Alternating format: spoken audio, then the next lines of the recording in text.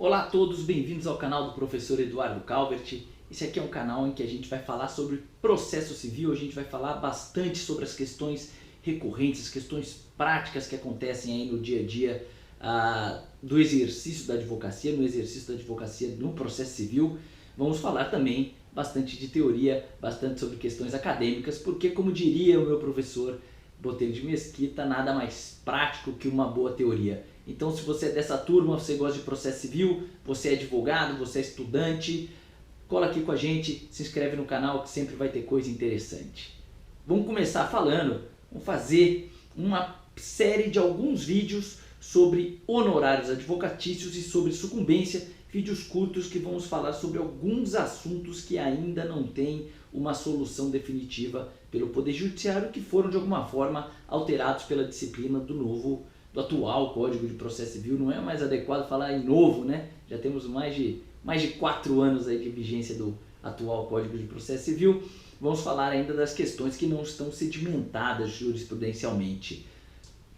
O primeiro assunto que ainda gera dúvida na jurisprudência, que não mais gerava no sistema anterior, diz respeito à sucumbência recíproca, possibilidade de aplicar a disciplina da sucumbência recíproca quando estamos diante de pedido de condenação por danos morais.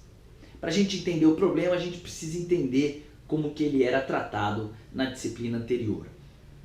Se a gente fosse ler o 258, 259 do Código de Processo Civil revogado, a interpretação mais óbvia seria no sentido de que o pedido de condenação da parte pelos danos morais, ele deveria integrar o valor da causa. Ok? Então, se eu peço condenação a R$10.000, esses R$10.000 eles devem ser transportados para o valor da causa e integrar o valor da causa.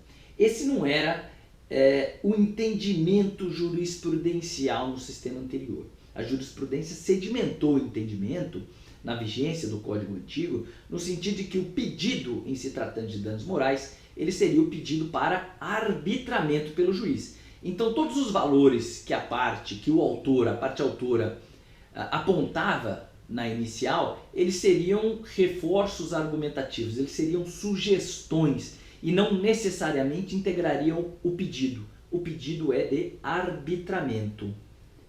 Consequência, o valor da causa, quando se tratava de danos morais, ele não deveria necessariamente espelhar o valor do pedido. Então era comum a gente ver pedido de danos morais, né? O pedido era mais ou menos assim, falar danos morais a serem arbitrados por Vossa Excelência em valor não inferior a R$1 milhão. Valor da causa, R$10.000. Estava certo? Não parecia certo, mas estava certo sim. Esse era o entendimento tranquilo da jurisprudência, alguns precedentes aí do Superior Tribunal de Justiça, bem tranquilo, todo mundo fazia isso aí, era o dia a dia do processo civil. Só que essa lógica, ela levava a uma outra consequência. Se eu entendo que o valor que eu aponto na inicial como o meu pedido ali por danos morais, ele não integra o pedido, e que o pedido na verdade é de arbitramento, se o juiz me dá menos do que aquele valor que eu apontei, não quer dizer que ele não está atendendo ao meu pedido integralmente, né? Porque o meu pedido é para arbitrar. Ele arbitrou. Consequência, quando o juiz dava menos do que o pedido pelo autor na inicial a título de danos morais, a jurisprudência entendia que não havia sucumbência recíproca. Ok? O autor nada perdeu. Pediu 1 milhão, ganhou 5.000, não perdeu nada, só ganhou. Súmula 326 do Superior Tribunal de Justiça. Na ação de indenização por dano moral, a condenação em montante inferior ao postulado na inicial não implica sucumbência recíproca. Então essa era a disciplina no sistema anterior. O que mudou com o atual Código de Processo Civil? O valor da causa. 292.5 do atual Código de Processo Civil expressamente aponta que o valor do pedido né, o valor pretendido a título de dano moral deve integrar o valor da causa. Por conta disso, até hoje a gente vê bastante juiz determinando emenda da inicial para que a parte, primeiro, aponte objetivamente qual é o valor pretendido a título de danos morais e, segundo, corrija o valor da causa em decorrência do pedido de danos morais. Ok? Não tem dúvida, a disposição é expressa, não tem dúvida que o legislador ele pretendeu, né, que o valor do pedido, o valor pretendido a título de danos morais, ele integre o valor da causa e qual é a consequência? Ele vai gerar o recolhimento de custas de emolumentos de acordo, né, com o valor da causa. Isso faz com que as partes elas tenham um pouco mais de responsabilidade na hora de litigar. Eu não vou mais pedir 1 milhão, porque se eu pedir 1 milhão eu tenho que pagar 10 mil de custas. Ok? Eu vou pedir alguma coisa que esteja mais próximo aí do entendimento jurisprudencial. Eu vou pedir 10 mil, vou pedir 50 mil e vou pagar custas correlatas em relação a isso.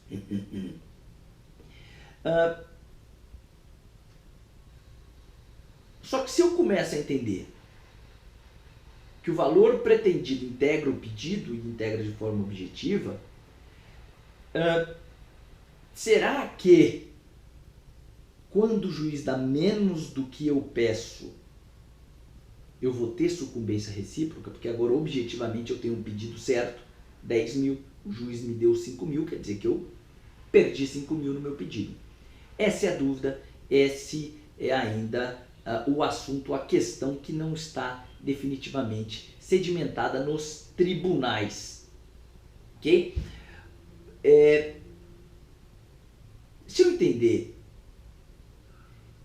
que há sucumbência recíproca, eu vou estar andando junto com o legislador na intenção dele, no sentido de que as partes tenham mais responsabilidade na postulação.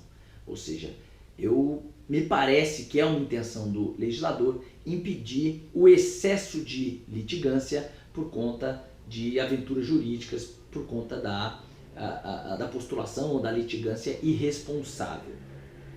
No momento em que eu passo a trazer ônus para o sujeito que perde, ele começa a pensar melhor no que vai pedir, não é? Ele começa a não entrar em aventuras jurídicas, ele começa a ponderar melhor o montante do pedido que é feito.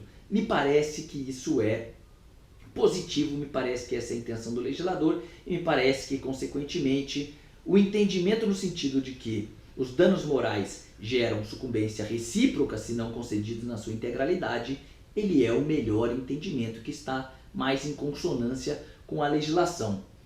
Quem fala isso? Algumas decisões do Tribunal de Justiça aqui de São Paulo já adotam esse entendimento, ok? Inclusive uma do desembargador Carlos Alberto Salles, aqui do Tribunal de Justiça, que foi mantendo o entendimento que eu manifestei numa sentença, né? Mantendo a minha sentença, é por isso que eu vi com um pouco mais de cuidado esse voto, e o desembargador expressamente aponta que o entendimento da súmula 326 do STJ foi superado em decorrência da vigência do atual Código de Processo Civil. Essa é a dúvida.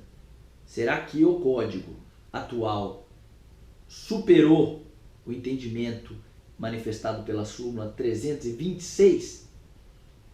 Quem mais fala isso? A ENFAM, para quem não conhece, a ENFAM é a Escola Nacional de Formação e Aperfeiçoamento de Magistrados, fica lá em Brasília, está ligado ao CNJ. A ENFAM, logo no início da vigência do Código de Processo Civil, ela reuniu, fez um seminário, né? O Poder Judiciário e o novo Código de Processo Civil, reuniu magistrados do Brasil inteiro, de todos os tribunais, para discutir as novidades do Código de Processo Civil e chegou nesse enunciado de número 14.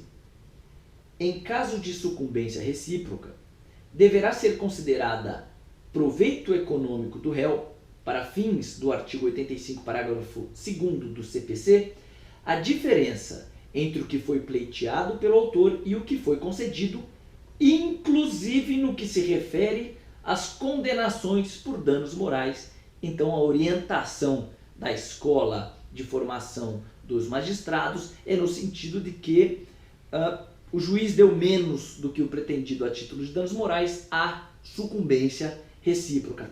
Todo mundo adota isso aí? Não é verdade. Também algumas sentenças minhas já foram reformadas aqui pelo Tribunal de Justiça de São Paulo, justamente aplicando a súmula 326 do Superior Tribunal de Justiça, entendendo que não houve superação da súmula pela vigência do atual Código de Processo Civil. Alguns precedentes do Tribunal aqui de São Paulo que a gente pode citar nesse sentido.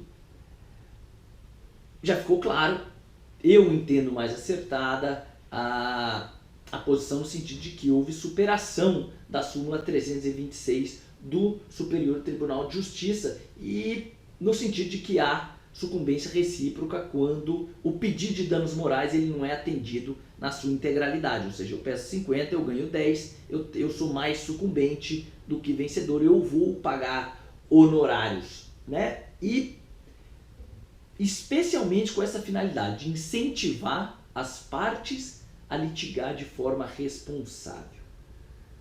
Essa é a minha opinião, mas eu vou trazer os dois argumentos mais importantes aí que eu acho que advogam pelo entendimento contrário.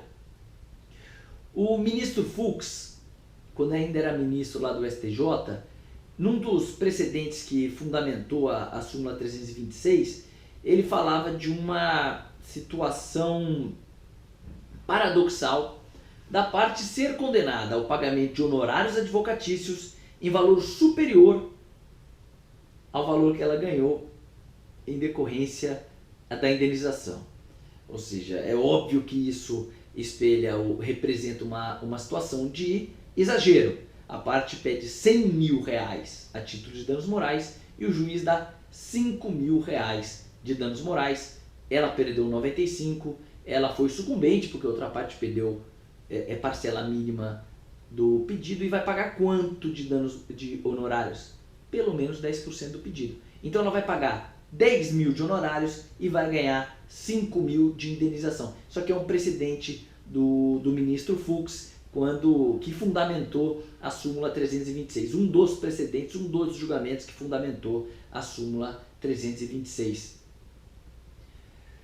Outro argumento que na prática os senhores com certeza conhecem, é no sentido de que o Poder Judiciário ele não tem um entendimento pacífico e equilibrado em relação à indenização por danos morais.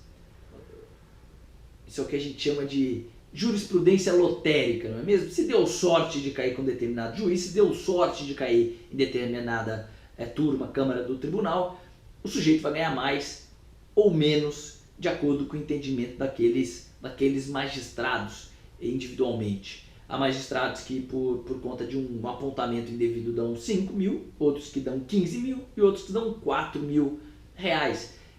Isso varia muito. Será que é justo eu submeter as partes a essa insegurança que é trazida pelo próprio Poder Judiciário? Ou seja, será que é justo eu determinar as partes que paguem por conta da discrepância das decisões do Poder Judiciário? Essa é uma pergunta boa, me parece que leva ao entendimento de que a sucumbência recíproca ela deve ser aplicada com parcimônia, ou seja, ela deve ser aplicada na hipótese de excesso claro, excesso, de certa forma, abusivo na postulação de indenização a título de danos morais. Tá ok? Esse foi o primeiro assunto. Eu espero que os senhores tenham gostado. Qualquer dúvida, qualquer comentário, fiquem à vontade de escrever aqui. Esse vídeo também vai ser postado no Instagram. Vocês aí do Instagram, fiquem à vontade para fazer os comentários. Muito obrigado.